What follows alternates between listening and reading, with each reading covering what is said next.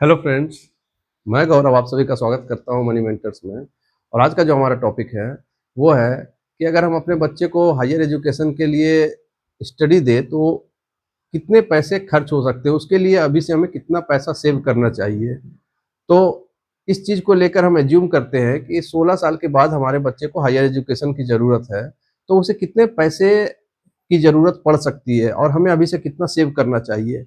अब जैसे हम मान के चलते हैं कि आप अपने बच्चे को यूएसए पढ़ाई के लिए भेज रहे हैं, तो यूएसए में अभी करंट में जो खर्च है वो 2.5 करोड़ है। ठीक है, ये करंट है। After 16 years, after after 16 years है, तो इसमें क्या क्या ऐड करेंगे। इन्फ्लेशन 5% है। ये इन्फ्लेशन मैं यूएस के हिसाब से इसमें डाला हूँ 5%, क्योंकि इंडिया में तो इससे ज़्यादा है। अब इसमें आ जाता है करेंसी डिप्रिसिएशन। करेंसी डिप्रिसिएशन वो 4% ले लेते हैं। करेंसी डिप्रिसिएशन क्या होता है कि जैसे अभी $1 का भाव 85 रुपीज है, 86 होगा, 87 होगा, 89 होगा, ये 4% के हिसाब से आफ्टर 16 ईयर्स ये हम लेके चल रहे हैं 4% के हिसाब से। तो अभी के हिसाब से अगर ये 2.5 करोड़ है, तो यहाँ पे टाइम जो अगर हम डाल देते हैं 16 ईयर्स के बाद, तो ये अमाउंट हो जाएगा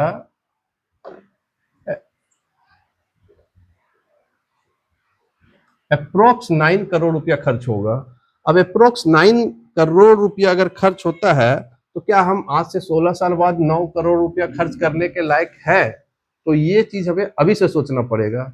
अगर नहीं, तो हम एज्यूम करते हैं कि हम अपने बच्चे को इंडिया में ही हायर एजुकेशन दे रहे हैं, एक सिंपल सा बीटेक का डिग्री दे रहे हैं। तो ये तो सभी को पता है कि बीटेक 4 साल का होता है, और एक ठीक ठाक अगर आप यूनिवर्सिटी से कराते हैं तो 1 ईयर का खर्च 5 लाख रुपए तक आता है। ठीक है, 5 लाख नहीं भी माने तो इसको हम अगर 4 लाख भी मान लेते हैं, तो 4 ईयर्स का 4 लाख के हिसाब से 16 लाख हुआ। इसको भी अगर हम राउंड फिगर में 15 लाख रुपया कर देते हैं, तो 15 लाख रुपया ये सिर्फ आपको उसको आज के समय में बीटेक कराने में खर्च हो रहा है। इसके बाद बच्चे का पढ़ाई है, ये मतलब रहने का है, खाने का है, पीने का है, अदर जो भी खर्चे होते हैं, मान लेते हैं कि उस पर 5 लाख रुपया खर्च हुआ। मतलब टोटल 20 लाख जो है करंट सिनेरियो में हमें अपने बच्चे को सिर्फ बीटेक कराने में खर्च होगा। ठीक है, अब ये तो अभी का है। अगर मैं इसको आज से 16 साल बाद के हिसाब से जोड़ूं, तो हमें ये जो आज हमें 20 लाख की जरूरत है, 16 साल के बाद कितने पैसे की जरूरत होगी। ठीक है, तो इसके लिए हम आपको बताना चाहेंगे कि आफ्टर 16 ईयर्स हमें 88 लाख की जरूरत होगा। ठीक है, एक बच्चे को बीटेक कराने के लिए। अब ये 88 लाख रुपया के लिए दिमाग में ये भी आता है कि अगर हमें 88 लाख रुपए की जरूरत है, तो हमें कितनी सेविंग करनी चाहिए। ठीक है, तो सेविंग के लिए मैं पहले भी इसका वीडियो बना चुका हूँ, 20, 50 और 30। इसमें मैंने बताया था कि 20% आप सेव कर सकते हैं, 50% आप नीड में खर्च कीजिएगा, और 30% आपका वांट रहेगा। वांट इन द सेंस कि जैसे आपको फोन लेना हो, टीवी लेना हो, कहीं घूमने जाना हो, तो ये आपका वांट्स में हो जाएगा, और ये आपका बेसिक नीड जो है 50%, और ये आपका सेविंग रहेगा। ठीक है, अब आप देख रहे हैं कि 88 लाख रुपया आपको चाहिए आज से 16 साल के बाद, और आपका सेविंग है 20%। तो कितने का आप एसआईपी करते हैं, तो ताकि आप इस टारगेट को अचीव कर लें। तो इसके बारे में अगर हम मान के चलते हैं कि अप्रोक्स जो भी है, ये मैं अप्रोक्स में बता रहा हूँ, एग्जिट फिगर तो नहीं बता सकता, कि यहाँ का इन्फ्लेशन 10% है। अब आप बोलेंगे कि यहाँ पे 10% कैसे है, तो चूंकि इंडिया का इन्फ्लेशन 6% है, लेकिन अगर इंडिया का एजुकेशन का इन्फ्लेशन देखें तो ये 10% से ऊपर है, लेकिन फिर भी मैं आपको यहाँ पे 10% मान के चलता हूँ। ठीक है, टाइम 16 साल, 16 ईयर्स, और लमसम अमाउंट 88 लाख ये है।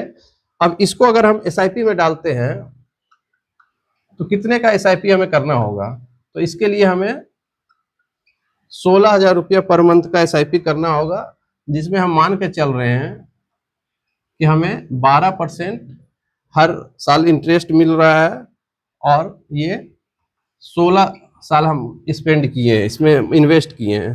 तो हमको यहाँ से टोटल अमाउंट जो मिलेगा वो मिलेगा 88 लाख रुपया। ठीक है, तो इसका मतलब है कि हमें अपने बच्चे को बीटेक कराने के लिए हर महीना 16,000 का SIP कराना होगा। अब 16,000 SIP कराना है, और ये है हमारा है 20%। ठीक है, मतलब अगर आप 16,000 यहाँ पे खर्च कर रहे हैं और तो ये आपका 20% है, तो आपको सैलरी क्या होना चाहिए ये आप जोड़ सकते हैं। अब डिपेंड करता है, ये तो वैसे लोगों के लिए है जिनके एक बच्चे हैं।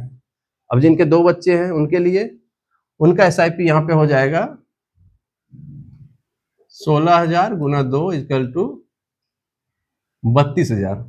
अब सवाल ये भी आता है कि हम बच्चे को बीटेक करा दिए 88 लाख रुपया देके, इसके बाद ये तो जरूरी नहीं है ना कि बीटेक करते ही बच्चे की जॉब लग जाए। हो सकता है वो कुछ ना कर पाए, या हो सकता है उसको कुछ समय लग जाए। तो उस समय ये खर्चा कौन उठाएगा, अदर जो स्पेंड है तो, क्योंकि हो सकता है उस समय तक आप रिटायर हो जाए।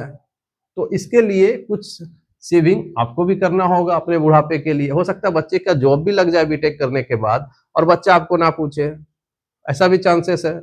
तो इसके लिए यहाँ पे एक SIP तो आपने एक बच्चे के लिए किया, दूसरा SIP दूसरे बच्चे के लिए किया है, तो ये 32,000 हो गया।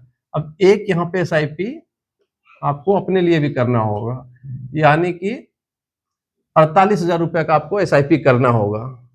ठीक है, आज से 16 साल बाद अगर आप 88 लाख रुपया अपना रिटायरमेंट के लिए सोच रहे हैं तो ये बहुत ज्यादा पैसा नहीं है, लेकिन जहां नहीं कुछ वहां उससे भला कि कुछ तो थोड़ा बहुत है। तो 48,000 रुपया अगर आपको SIP करना है, तो आपकी जो मंथली सैलरी होना चाहिए ये 2.4 लाख रुपया होना चाहिए। ठीक है, तभी तो इसका 20% हम निकालेंगे तो यहाँ पे 48,000 रुपया होगा।